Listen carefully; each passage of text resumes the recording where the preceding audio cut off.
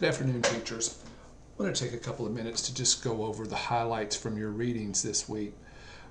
I'm going to focus primarily on the STEM portion of this PowerPoint that I normally go over in class. I will leave the PowerPoint on Moodle for you to review the highlights from your readings on problem-based learning and project-based learning. Focusing primarily on STEM because it's the primary focus in education today, and that's evidenced by the fact that we've just started an entire program in our Masters of Arts in Education program that offers a STEM degree. It doesn't offer a STEM endorsement because there currently isn't one, but we are working with the state to develop that endorsement. Why the focus on STEM? Well, one is obviously the authentic learning connection. That's probably the one that comes to mind first, is that it's a great way to engage students in authentic learning. Another is that our content areas don't exist in the world as separate entities the way that we present them in the classroom.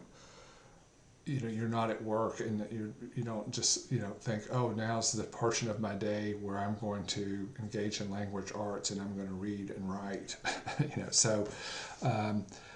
But also, that's the way that we really should be presenting information. I've always been an advocate for, as a former English teacher, for combining English and history. My favorite course was always Junior English, which was U.S. English and American English, American Lit, and I always thought it would be great if that course was taught with the junior history, which was U.S. history. Nonetheless, also, it kind of connects to your foundations class and what your philosophy of education is, and if part of your philosophy of education is that one of our goals or one of our missions is to prepare students to be productive citizens, and to be part of that being to be gainfully employed citizens. This is a very in-demand field right now. Nothing is more evident of that than the teachers that we have. We struggle to have candidates enter our programs, whether it's undergrad or master's in the initial CERT program, who are math, science focused individuals. So, and there's a lot of jobs out there for that in these areas. So, what is STEM?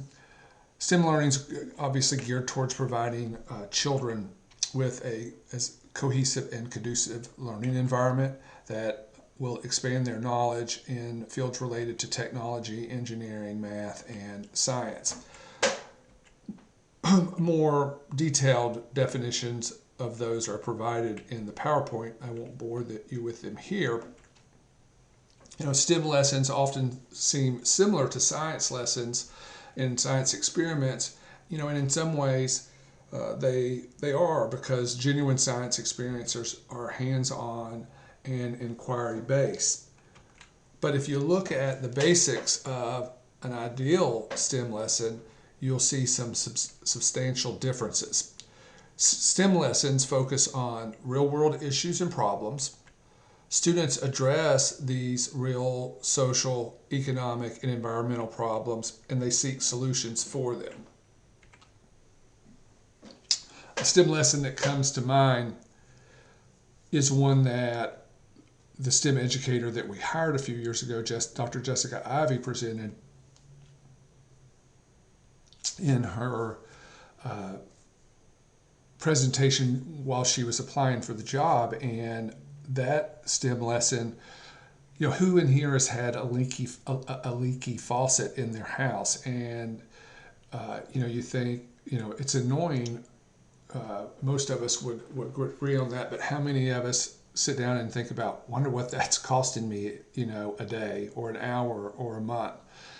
And it is costing you money, and you may not think it's much, but obviously it all adds up. And so her lesson was geared towards us finding out how much a leaky faucet would cost you over the course of the year. And so she had a variety of tools that she could bring with her on a plane from Mississippi. So my point being, not a lot of tools, not a lot of technology to engage us in that lesson. And it was fun and collaborative and engaging and informative. And we all figured out,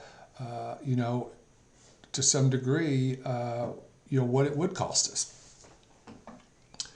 STEM lessons are guided by engineering design principles, and the EDP, the engineering design, process, the engineering design process provides a flexible process that takes students from identifying a problem or a design challenge to creating and developing a solution to that. So in the process, students define the problem. So in my example, it would be, what is the cost of, that drip going to be, and then conduct background research on it. The research that we had to do on this one was we had to find out what the cost of water was, and obviously they don't measure it by drips, so we had to do some calculations as it related to that, right? And then develop multiple ideas for solutions. And so here we're not solving the problem so much as how we're going to fix it. We're solving the problem of how much is it costing us. And so we had to figure out how we were going to, with the tools that we had, we're going to gauge that, over time, how much water is accumulating from that drop, and then how much does that water equaled by measures that the water department charges, and that, so that was the process. Okay, so and then we developed a creative prototype to do those things, right? Then we tested, evaluated, and in the sometimes we redesign, or we redesign them. Another example that another candidate did, and this one is, by these definitions, it's not a great one because it lacks meeting some of the principles that we've just talked about, but it does have a better connection to the redesign part. And that was, and you may have seen this one before, taking gummy bears and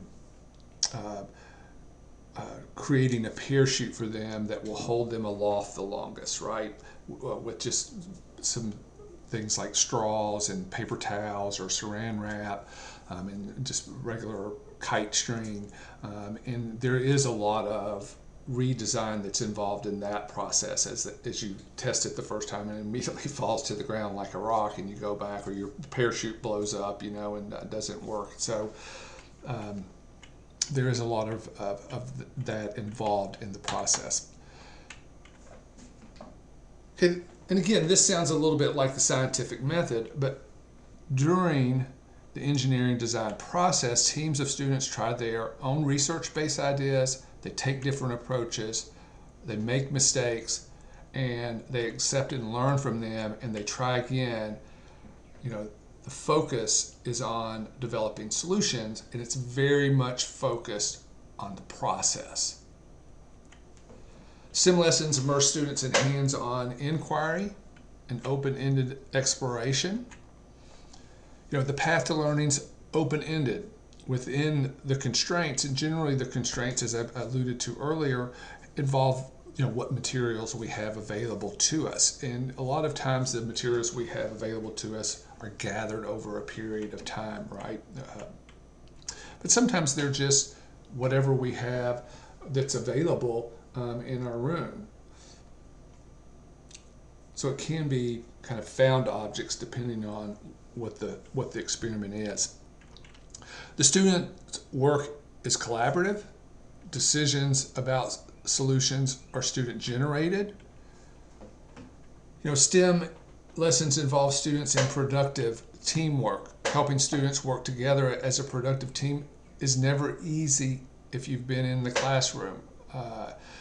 Students, think back to your own time being, heck, it doesn't even have to be when you were in high school or middle school. It's when I do projects in class. It's very easy to get sidetracked, and easy for students to get sidetracked on things that they're not supposed to be doing, whether that's looking at their cell phone or talking about what they're going to have for lunch.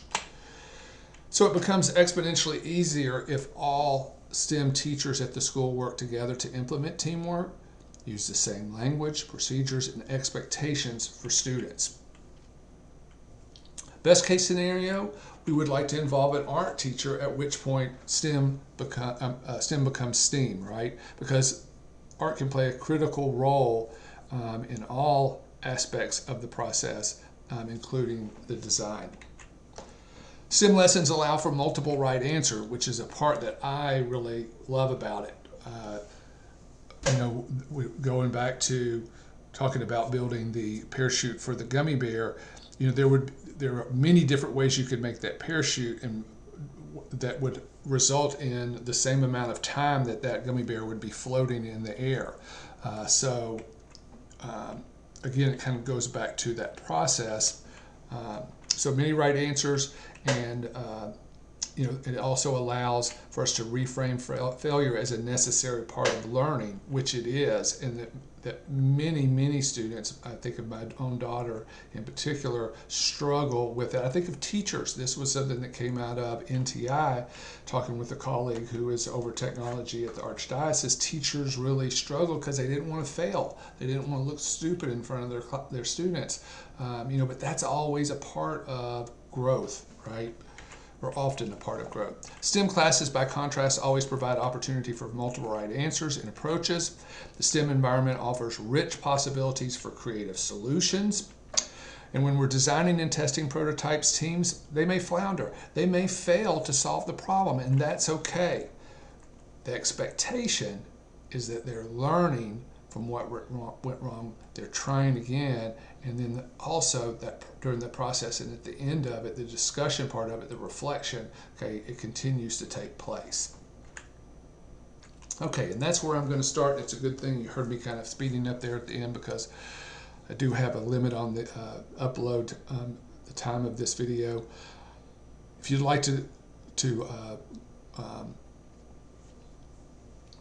continue with the PowerPoint, I'm going to post it on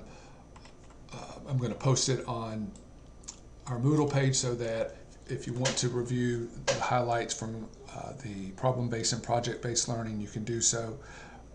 And that's the end of this presentation. Thank you.